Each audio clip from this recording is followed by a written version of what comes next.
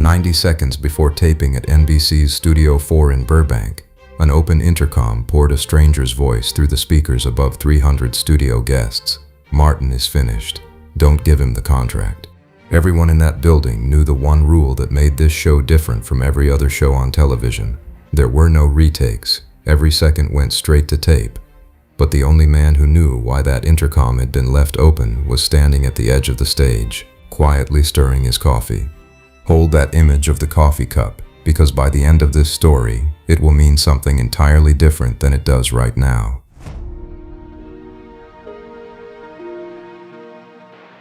It was a Sunday afternoon in February of 1967. And if you knew anything about how the Dean Martin show worked, you knew Sundays were sacred. Dean's contract with NBC said he only had to show up one day a week, taping day. The rest of the cast rehearsed on Saturdays with the show's musical director, Lee Hale, standing in for him, singing his parts, walking his marks. Then on Sunday, Dean would stroll in, hair perfect, tuxedo pressed, glance at the cue cards, and do the whole thing in one take.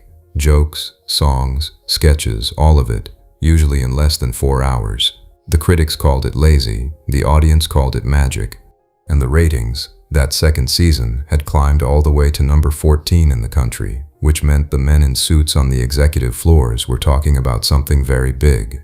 A new contract. The kind of contract, people whispered, that no entertainer in the history of the network had ever been offered. It hadn't been signed yet, it was still on the table. Which meant that on this particular Sunday, everything Dean Martin had built was standing on a ledge, and somebody was about to give it a push.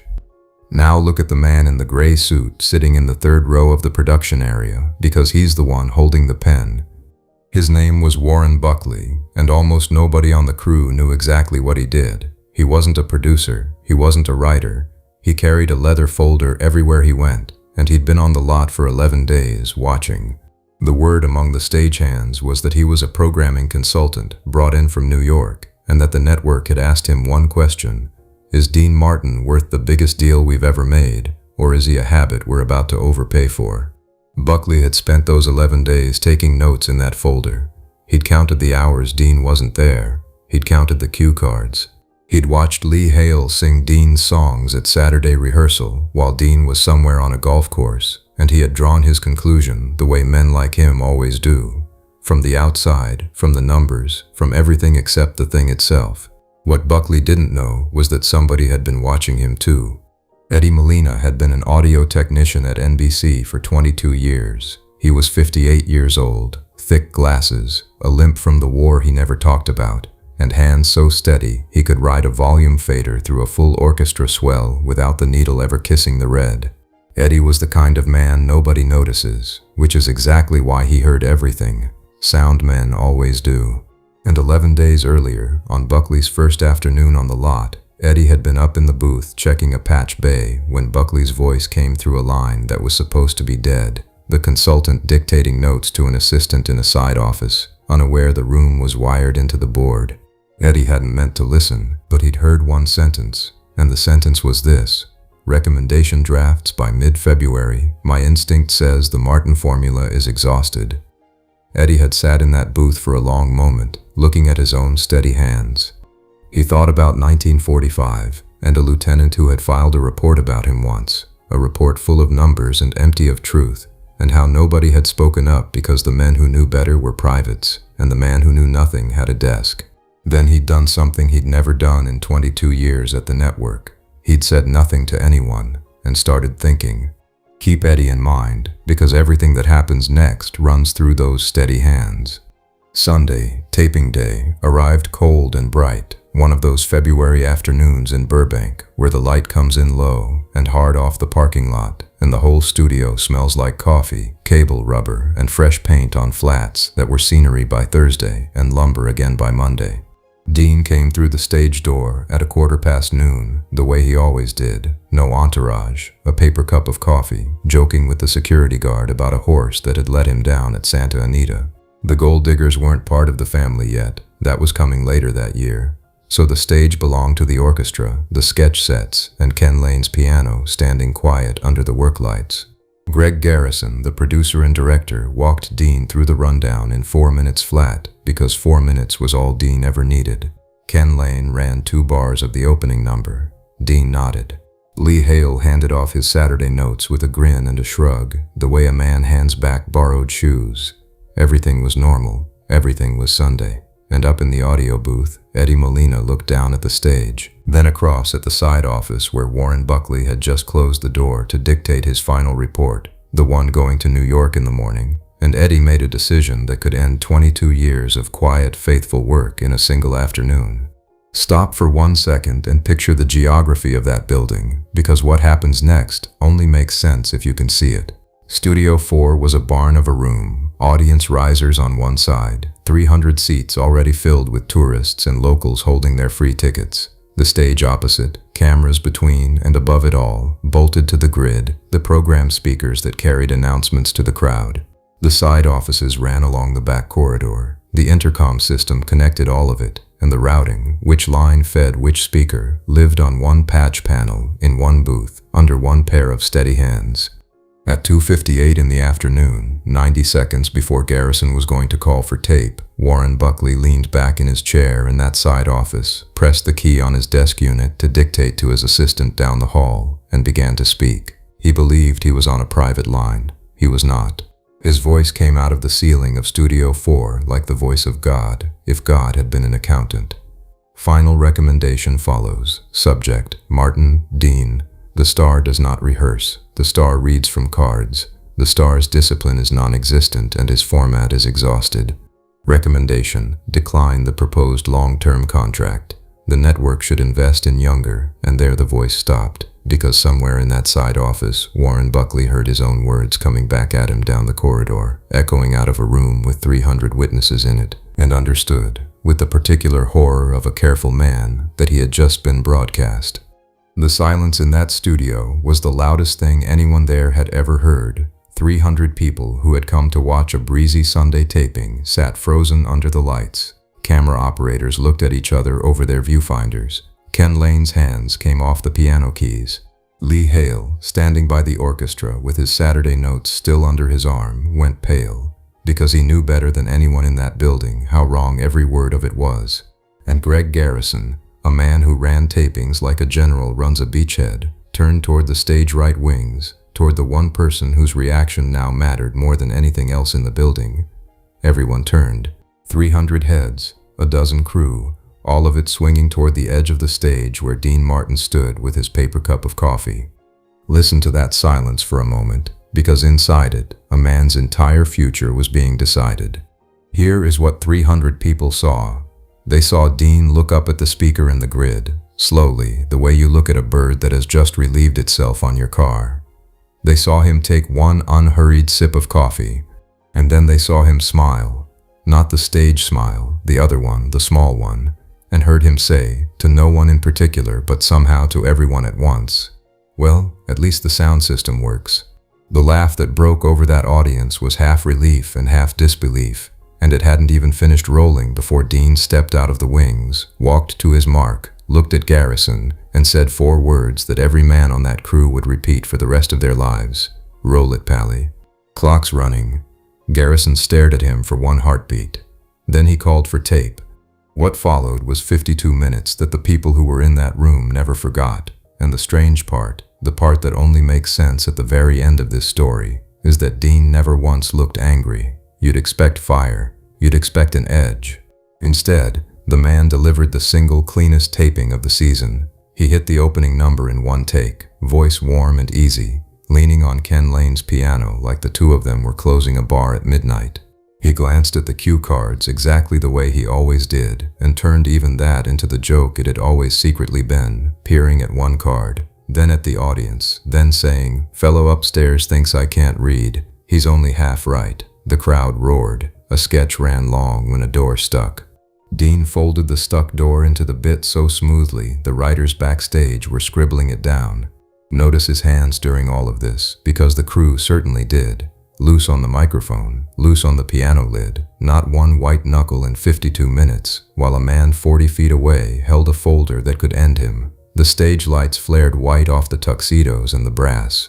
Cigarette smoke from the audience drifted up through the beams and hung there like weather, Somewhere between numbers you could hear ice shifting in 300 paper cups. Every flub became a gift, every gift became a laugh, and every laugh landed on tape, permanent, unretouched. Because that was the rule of this show, no second chances. And the man they said couldn't survive without rehearsal was walking a high wire in front of witnesses and making it look like a stroll to the corner store. Somewhere in the third row of the production area, Warren Buckley sat with his leather folder shut on his lap, and people near him said later that he never opened it again, not once, all afternoon. But the taping wasn't the reckoning. The reckoning was still coming, and only one man in the building knew it. Before we go on, you need to understand one thing about Dean's rule for himself, the rule underneath all the other rules. The people closest to him, the crew, the band, the fellas, knew that the drink in his hand on stage was mostly apple juice, that the laziness was choreography, that the man memorized his scripts at home at night and then hid the work the way a magician hides the wire. Dean Martin's deepest professional belief was that the audience should never see you sweat, never see you bleed, and never ever see you try. Which is why what he did during that taping made sense to everyone, and why what he did after it made sense to no one, at first. The last number ended a few minutes past 4. Applause, house lights, Garrison calling it a wrap, 300 people buzzing toward the exits with a story they'd be telling at dinner tables for 30 years. This was the moment, every Sunday, when Dean vanished, coat on, out the stage door, gone before the crew finished coiling cable. That was the pattern. That was the legend. But on this Sunday, Dean didn't leave. He stood by the piano, thanked Ken, thanked the band, and then walked, without hurry, up the back corridor toward the side offices, toward the door behind which Warren Buckley was, at that exact moment, on the telephone to New York, trying to explain how a private assessment had ended up raining down on 300 civilians. 2 stagehands drifted after Dean at a respectful distance, because some things you simply do not miss. The door was open. Buckley looked up and went the color of studio paint, and Dean Martin, the man who had every right to bury him, leaned one shoulder against the doorframe and asked a question nobody expected. "You get everything you needed for that report?" Buckley opened his mouth. Nothing came out. Down the corridor, the stagehands swore later that you could hear the fluorescent lights hum. Dean let the silence sit exactly as long as it needed to, and then he said the rest, quiet and level, no audience voice, no grin. "You counted my hours, Pally. You never counted the room." He nodded once, almost politely, and here's the detail the 2 stagehands argued about for years. The detail that didn't make sense until much later. On his way out, Dean stopped, looked up the corridor toward the audio booth, raised his paper coffee cup about an inch, the smallest toast in the history of television, and then he was gone through the stage door into the February light. Now step back to that morning, because it's time you knew what actually happened, and it is not what 300 people believed. The intercom didn't fail. Patch panels at NBC in 1967 didn't route a private office line to the House speakers by accident. That path had to be built, deliberately, junction by junction, by someone who knew the board the way a watchmaker knows a movement. Eddie Molina had built it at 6:40 that morning, alone in the booth, hands steady. 22 years of caution on one side of the scale and one simple conviction on the other, that a good man was about to be quietly executed by a stranger's paperwork, and that the only cure for a private lie is a public truth. Eddie couldn't walk into an executive's office. Nobody would have taken a sound man's word over a consultant's folder, but Eddie could make sure that when Buckley spoke his verdict out loud, the whole world it concerned would be listening. He'd almost lost his nerve twice. What he could not have known, what nobody knew until years later, when Eddie was long retired and finally told the story to his grandson, was the piece that turns this whole afternoon on its head. Dean already knew about the report, had known for days. A secretary in the executive building, a Steubenville girl whose father had worked the mills like Dean's people had seen a draft memo and quietly passed word along, because that's how the world actually works. The people upstairs count the hours, and the people downstairs protect their own. So when that voice fell out of the ceiling at 2:58, Dean Martin was the only unsurprised person in the building. The coffee sip, the little smile, the one-liner about the sound system, that wasn't shock being mastered in real time. That was a man watching a truth he'd carried alone for days finally walk out into the light, set free by hands he could guess but would never name. He didn't confront Buckley earlier because doing so would have exposed the secretary. He didn't ask who opened the intercom because asking would have exposed Eddie. Instead, he did the only thing that protected both of them and answered everything. He went out and did the work, one take, no net, in front of every witness that mattered. And then he raised a coffee cup 1 inch toward a booth window, to a man he never once spoke to about it, in a language only the two of them heard. The report died that week. What survived instead was the deal. And this part is history you can check. In 1967, NBC gave Dean Martin the richest contract the network had ever handed an entertainer, an arrangement so large the papers could hardly print the numbers with a straight face, and the show climbed into the top 10 the following season and stayed there. Warren Buckleys of the world come and go. Nobody on that lot ever saw this one again. Eddie Molina worked 9 more years in that booth, took his pension and kept the secret until his hair was white.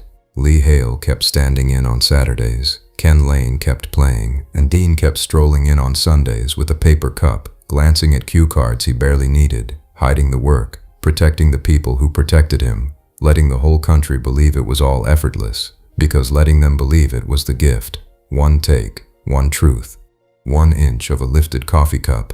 Some men answer betrayal with fury and give speeches about loyalty.